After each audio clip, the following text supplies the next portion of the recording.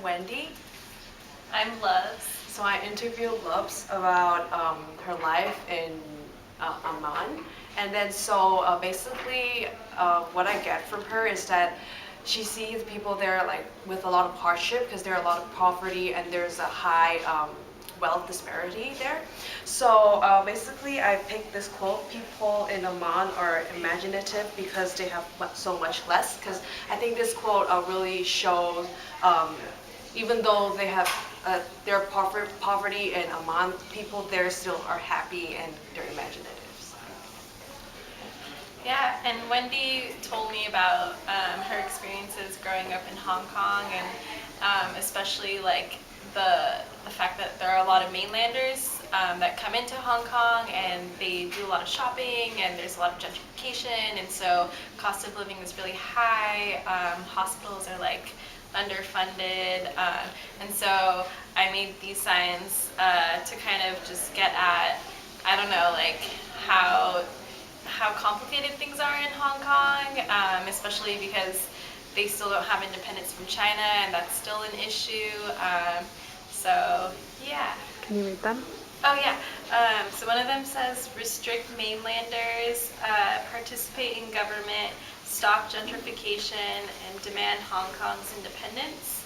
And the other one says food paradise, tall buildings, overcrowded and humid, quick, force-fed education, and then Hong Kong's independence. Okay, go for it. Okay, hi, my name's Alex, and this is Ashley. And I talked to Ashley a little bit about her growing up in South Central or near Compton, I guess. And she was just discussing about how a lot of people, have a negative view of that city, and how people just can't wait to leave.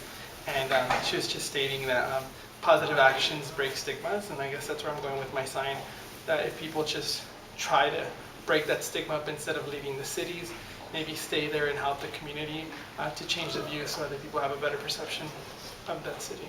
My name is Ashley, and I interviewed Alex, and our discussion was based on his identity and how he established it as he was growing up. So my sign was going to say breaking out of the shadows, because I would really he talked about how he used to just follow his brothers, and as a middle child they usually, my sister did, she followed me, she used to change everything just to match me.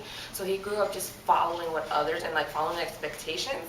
So instead of lying in I guess this dark area where he doesn't really know himself, he can't really identify with who he is, at the age of 17 he just broke out and just started going after what he liked, pursuing everything he wanted to do, and eventually found an identity that works for him. So yeah. I made this goal because maybe probably we can't get rid of violence, killing, and poverty, but we can believe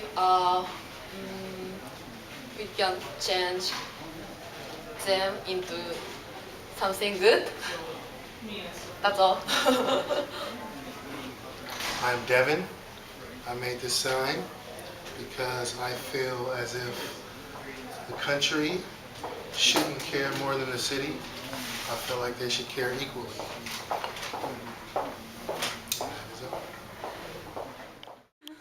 Okay. Okay, my name's Kim. I interviewed Janie about living in Salinas, and I made this sign because we talked about how in her neighborhood there was a lot of violence, not necessarily that she was involved in, but we also talked about how a lot of the people just need some motivation and some guidance to overcome that. So I made this sign not because people are motivating each other violently, but because they kind of go hand in hand, I guess. My name's Jamie, and I interviewed Kim, and her city is Orinda, California. I wrote, want to know less of you, want to know more about me. It has to do with how she said she grew in a small city, and everybody basically grew up together, they knew each other, and she kind of wanted to get out of that and wanted to see more a different city.